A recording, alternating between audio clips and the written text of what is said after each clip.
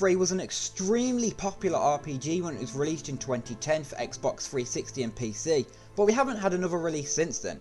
Fable 4 is in development and will be released between 2022 and 2023 as an Xbox exclusive, which I'm really looking forward to, and it's one of the platform's most highly anticipated exclusives. But today we're going to be talking about Fable 3, and I'm going to give you guys my thoughts and opinions about the game, and we're going to find out if it's still fun in 2021 and if it's worth playing.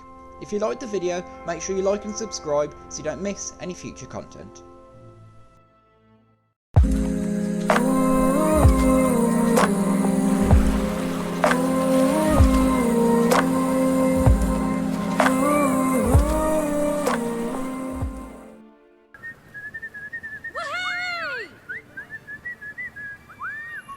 The first thing I noticed when I started replaying Fable 3 in 2021 is that the graphics have seemed to age terribly.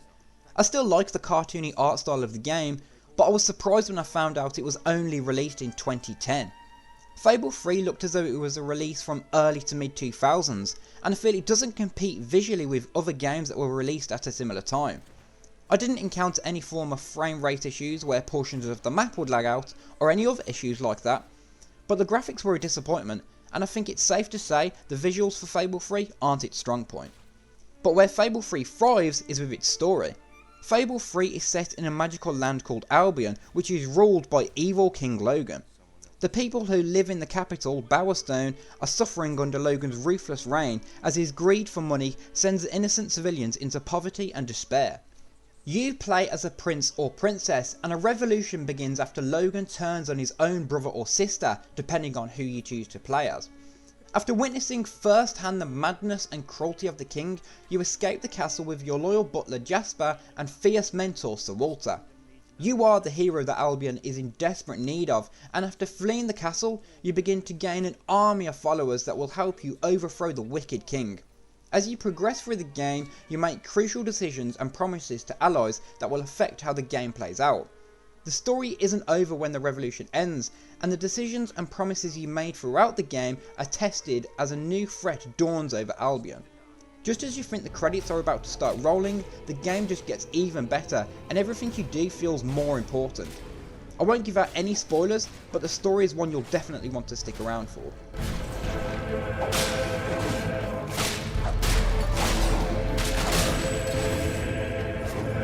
As well as having a great story, Fable 3 also has a huge range of voice actors which I was really impressed with, and it all sounded great. I don't think I've come across the same voice actor more than once, and there's a lot of unique and interesting characters to meet. Fable's world is a lot of fun to explore, and there's a lot to do in Albion aside from the main story.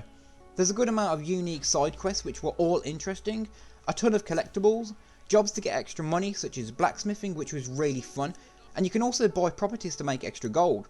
I never actually realised why it was important to make gold until after the revolution because I wasn't really using it, but if you do decide to play this game in 2021, make sure you're making money early on in the game as it all helps in the later stages.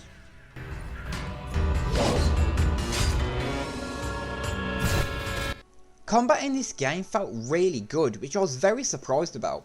It was different to your typical type of combat, but was really enjoyable. You use melee and range weapons in conjunction with powerful spells, which makes combat exciting, and it felt very smooth. Weapons and spells can also be upgraded throughout the game by spending guild seals that you unlock from completing things like side quests, so it's definitely worth completing a lot of the content so you can make your hero as strong as possible. Fable 3 isn't that difficult of a game either, and it's very possible to actually complete it without ever being knocked down. Even if you do get knocked down, you won't die or lose any progress during a fight, so it's very easy, and people who like challenges may find this annoying, but personally for me, it never took any of the pleasure out of the game and I had a lot of fun with it.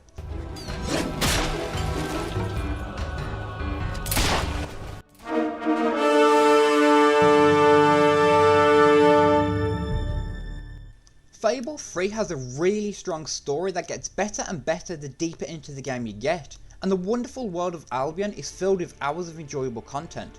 The voice acting is great and the combat is super enjoyable. If you can ignore the poor graphics, you'll definitely have a lot of fun with this game.